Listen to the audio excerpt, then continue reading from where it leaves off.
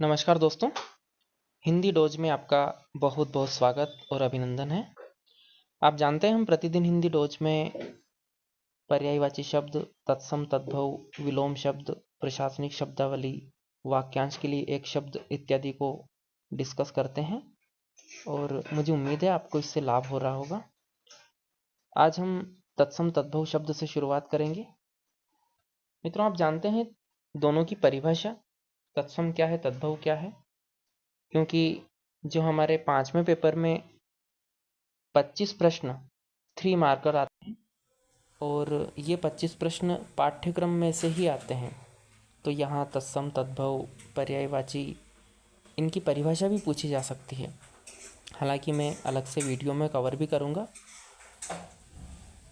पर फिर भी आप याद रखें तत्सम यानी तत् प्लस सम उसके समान, अर्थात वे शब्द जो संस्कृत के समान हैं, संस्कृत के शब्द हैं। वो तद्भव अर्थात उससे बने हुए, उससे हुए, यानी संस्कृत के शब्द लेकिन समय के साथ परिवर्तन के बाद वर्तमान स्वरूप में प्रयोग में आते हैं। तो बस यही कॉन्सेप्ट याद रखेंगे और इसी आधार पर हम तत्सम तद्भव पढ़ेंगे अभी। और सीधा सीधा आपसे तो पूछ लिया जाएगा कि इमली का तत्सम क्या है, इतवार का तत्सम क्या है, बस यही वहाँ पर लिख के आना है हमें। चलिए शुरुआत करते हैं। इमली, इमली को अम्लिका कहा जाता था। इतवार को आदित्यवार। ईख आपने सुना होगा, इसका तत्सम इक्षु है। इलायची को एला कहा जाता था। इसी प्रकार ईंट, ईंट का तत्सम हो जाएगा इष्टिका। उत्साह का तत्सम उत्साह। उपास का उपवास, अभी हम बोलते थे ना उपास है क्या, उपास है क्या, वही बदला हुआ स्वरूप है तद्भव और कुछ नहीं। ऊपर का ऊपरी, उपरियुक्त इसी से बना है। ऊपरी प्लस उक्त से अपन लिखते हैं ना, उपरियुक्त कथन में कहा गया है कि, तो ये ऊपरी प्लस उक्त उससे बनता है उपरियुक्त, तो इसका तद्भव ऊपर है। उन्मेख का उन्मेष, ये शा से खा हो गया। ऊंट का ऊष्ट्र होता था, ये याद रखें, कई बार पूछा गया है ऊंट का तत्सम। उल्लू का तत्सम उलूक। उलाहना का उपालंब, है ना, किसी पर छींटा कशी करना, उल्हाना करना कहलाता है ना, उसको उपालंब कहा जाता था। उपखान, उपखान का उपाख्यान तत्सम था। ऊन को ऊर्ण कहा जाता था। ऊंचा को उच्च बोलते थे हम, अभी हम ऊंचा कह देते हैं। और जो अभी भी शास्त्रीय भाषा प्रयुक्त करते हैं आम आम बोलचाल में, वो तत्सम शब्दों का बहुत प्रयोग करते हुए देखे जाएंगे सामान्यतः। ओझा को तत्सम में उपाध्याय कहा गया है। ओंठ को ओष्ट, ओगुण को अवगुण, अवगुण कहा जाता था, या अभी भी कहा जाता है, अवगुण शब्द का प्रयोग हम करते हैं। तो ये तत्सम और तद्भव आप समझ रहे होंगे क्या है मामला। अवतार, अवतार तत्सम है अवतार, उसका तद्भव अवतार बन गया। ऐसे कच्छप का तद्भव कछुआ हो गया। स्कंद का कंधा, कुपुत्र का कपूत। और तत्सम तद्भव आज हमने बढ़ाए हैं। कण का कन, कथावत को कहावत कहा जाने लगा। कर्पूर को कपूर कहते हैं हम। करपट का हो गया कपड़ा। कृष्ण का तद्भव हो गया कान। काष्ठ का तद्भव हो गया काठ। कंटक का कांटा। कार्य का काज हो गया। कातर का तद्भव कायर। कृषक का किसान, आप जानते ही हैं। कपाट का हो जाता है किवाड़ तद्भव। कुक्कुर का तद्भव कुत्ता। कूप का कुआं होता है। कुंभकार का तद्भव कुम्हार। कदली, कदली का याद रखना आप केला, ये पूछा जाता है। एमपीएसआई में तो कई बार पूछा गया है, 2-3 बार मैंने देखा है इसमें पुराने पेपर जब मैं पढ़ रहा था। केसरी का केहरी। कुष्ठ का कोड़ तद्भव होता है। कोकिला का तद्भव कोयल है। आपसे तत्सम शब्द पूछे जाएंगे तद्भव देकर, यह संभावनाएं है बहुत ज़्यादा है। कोख का कुक्षी तत्सम होता है, याद रखें, तो कुक्षी से कोख बन गया। कंकण का कंगन। क्लेश का कलेश, पूरा का कर दिया। कटु का कड़वा। कपोत का कबूतर, कबूतर को तत्सम कपोत होता है। चलिए पर्यायवाची शब्द पर आ जाते हैं। मित्रों क्षीण, क्षीण का मतलब कमज़ोर, आप जानते हो। तो दुर्बल, बलहीन, कमज़ोर, कृश, बारीक, थोड़ा, अल्प, जरा, सूक्ष्म, झीना। इसके बाद क्षणिक का हो जाएगा अस्थायी, नश्वर, अनित्य, क्षणभंगुर, नेमिषिक। नेमिषिक याद रखना आप। निमिष, निमिष यानी क्षण क्षण, तो नेमिषिक यानी क्षण वाला, जो बहुत कम समय तक रहने वाला है। होड़ को हम मुकाबला, स्पर्धा, प्रतियोगिता, प्रतिस्पर्धा कहते हैं। बड़ा आम शब्द है, लिख ही दोगे आप। हिमालय के पर्यायवाची नगराज, हिमराज, हिमवान, पर्वतराज, हिमाद्री, हिमगिरी, गिरिराज कहते हैं।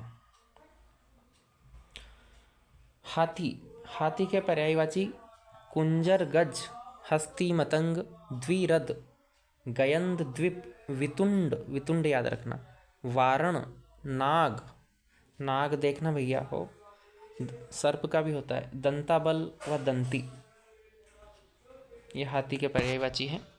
आपको 2-3 पर्यायवाची याद रहे हैं तो काम हो जाएगा वहाँ पर, क्योंकि 2 या 3 ही पूछते हैं, 2 पर्यायवाची लिखो। सामान्यतः 2 ही पूछते हैं। हम हिंदी के प्रीवियस ईयर पेपर भी डिस्कस करेंगे जल्द ही, आप बने रहिए मेरे साथ। और जो गंभीर अभ्यर्थी हैं उनको शेयर कर दीजिए, वीडियो को प्लीज़ शेयर कर दीजिए ताकि उनको लाभ हो। हमें कोई प्रचार प्रसार नहीं करना है, ज़्यादा भीड़ इकट्ठी नहीं करना है, कुछ गुणवत्ता वाला जो कंटेंट चाहते हैं लोग उन तक ही पहुंच जाए वो काफ़ी है हमारे लिए। हाथ, हाथ को हस्त, बाहु, कर, भुजा, दस्ता, पाणी कह देते हैं। हानि मतलब नुकसान, बुरा, अनिष्ट, अहित, अपकार, अपकार। हंस का हो जाएगा मराल, चक्रांग, कलहंस, मान, शोक। ये याद रखना, एक बार और पढ़ो। मराल, चक्रांग, कलहंस, मान, शोक, ये हंस के हैं। सिप, पक्ष, सरस्वती वाहन, कुलकंठ। माँ सरस्वती हंस पे विराजमान होती है, इसलिए सरस्वती वाहन भी कहते हैं। हृदय के पर्यायवाची हो जाएगा दिल, छाती, वक्ष, उर, वक्ष स्थल, हिया, हिवड़ा भी कहते हैं ना हमारे यहाँ। वाक्यांश के लिए एक शब्द पर अब हम आते हैं हमारे डोज में। मित्रों, भूख से व्याकुल व्यक्ति क्षुधातुर कहलाता है। ओछे स्वभाव वाले को हम शुद्र प्रकृति कहते हैं। जो शरीर से दुर्बल हो क्षीण काय, क्षण में नष्ट होने वाला क्षणभंगुर, क्षमा करने योग्य क्षम्य, अगहन एवं पोष में पड़ने वाली ऋतु हेमंत, भलाई की इच्छा रखने वाला हितैषी, हास्य का विषय हास्यास्पद कहते हैं ना, ये तो बड़ा हास्यास्पद मामला है। जो बात हृदय में अच्छी तरह बैठ जाए उसे हृदयंगम, हृदयंगम कह देते हैं। हंस के समान गति से चलने वाली हंसगामिनी, शपथ पूर्वक दिया लिखित बयान हलफनामा कहलाता है। आप अखबारों में ये शब्द अक्सर पढ़ते रहते होंगे। जो नाटक का संचालन करता है उसे सूत्रधार कहा जाता है। सोने की इच्छा रखने वाला सुषुप्सु होता है, और सोने की जो इच्छा होती है वो सुषुप्सा। चलो, जिसका आधार अच्छा हो सुघड़, सुघड़ मतलब अच्छी तरीके से गढ़ा हो, जिसका बेस मजबूत हो, सुघड़ स्टूडेंट बनना है आपको भी। कोमल अंगों वाला सुकुमार, अच्छी तरह जाना हुआ सुविदित। आपको सिलेबस सुविदित है या नहीं? सुविदित होना चाहिए सिलेबस और प्रीवियस ईयर क्वेश्चन। चतुर व गुणवती स्त्री सुविधा कहलाती है। सुविधा, सुविधा मत कर देना, पता चले कि सुविधा तो तभी होती है जब चतुर व गुणवती स्त्री पत्नी के रूप में प्राप्त हो। सुविधा कहलाती है। सुख देने वाला सुखद, सधवा रहने की दशा सुहाग। सधवा यानी पति के साथ, विधवा पति के बिना, जिसका पति देहावसान हो गया विधवा कहलाती। जिसकी ग्रीवा सुंदर हो सुग्रीव। सिंह का बच्चा सिंह शावक कहलाता है। सरस्वती का भक्त सारस्वत, यह आजकल सरनेम के रूप में भी प्रयुक्त होता है। अब हम प्रशासनिक शब्दावली पा जाते हैं। डीड लॉक मतलब गतिरोध। कस्टडी को अभिरक्षा कहते हैं, पहले भी आप पढ़ चुके हैं। कवरिंग लेटर यानी आवरण पत्र, कोई सा भी दस्तावेज बनाते हैं हम, उस पर कवरिंग लेटर लगाते हैं। बहुत सारे अलग अलग कागज़ को कलेक्ट करके जब किसी विषय की विवेचना के बाद निष्कर्ष निकाला जाता है तो कवरिंग लेटर उस पर जाता है ऊपर से, मतलब उसका संदर्भ उसमें होता है, विषय होता है।